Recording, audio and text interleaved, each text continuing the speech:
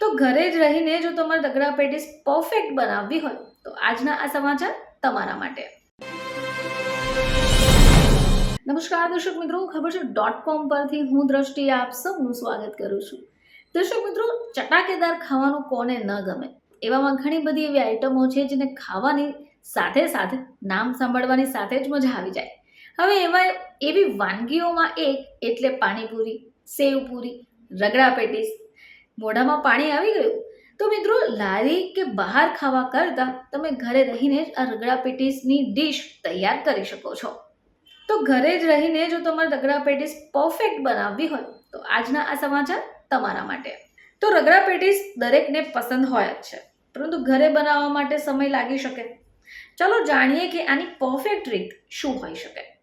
તો આના માટે તમને જોઈશે ડુંગળી, કોથમીર, ટામેટાં, ખજૂરની લાલ ચટણી, કોથમીરની ગ્રીન ચટણી, સેવ, દાડમના દાણા, ચાટ મસાલો, સફેદ વટાણા, વરિયાળી, જીરું, આખા ધાણા, પાણી, હળદર, મીઠું, બાફેલા બટાકા, લીલું મરચું, મકાઈનો લોટ, તેલ, રાઈ, આદુની પેસ્ટ અને ગરમ મસાલો.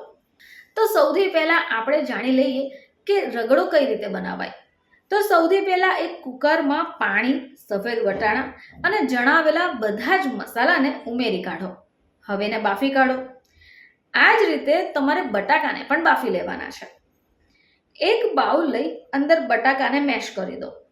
કોર્નફ્લોર, કોથમીર, લીલા મરચાંની પેસ્ટ, હળદર અને મીઠું નાખીને આ મસાલો તમારે રેડી કરી દેવાનો છે. હવે વાત કરીએ કે તમારે ટિક્કી કઈ રીતે બનાવવાની.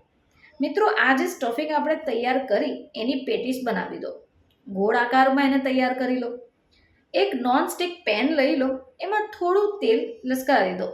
હવે વાત કરીએ કે રગડો શી રીતે બનાવવાનો. તો રગડો તૈયાર કરવા માટે તમારે બાફેલા વટાણાને પીસી કાઢવાના છે. એક પેનમાં તેલ લઈ લો અને એને ગરમ થવા દો. એમાં રાઈ, આદુ મરચાં પેસ્ટ, હળદર, ગરમ મસાલો આ બધા જ મસાલા નાખીને એને સાંતળી કાઢો. પછી તમારે એની અંદર બાફેલા વટાણાનું મિશ્રણને એડ કરી દેવાનું છે. ઉપર કોથમીર ભભરાવી કાઢો. હવે વાત કરીએ આપણે સર્વ કરવાની. એક સર્વિંગ ડીશ લઈ લો, એમાં આ વટાણાનો રગડો જે આપણે રેડી કર્યો છે એ ઉમેરી દો. એની ઉપર બટાકાની પેટીસ મૂકી દો. બસ ઉપર તીખી, મીઠી અને લીલી ચટણી રેડી દો. બાદમાં કોથમીર અને ડુંગળીથી ગાર્નિશ કરી દો. બસ તૈયાર છે તમારી પરફેક્ટ રગડા પેટીસ.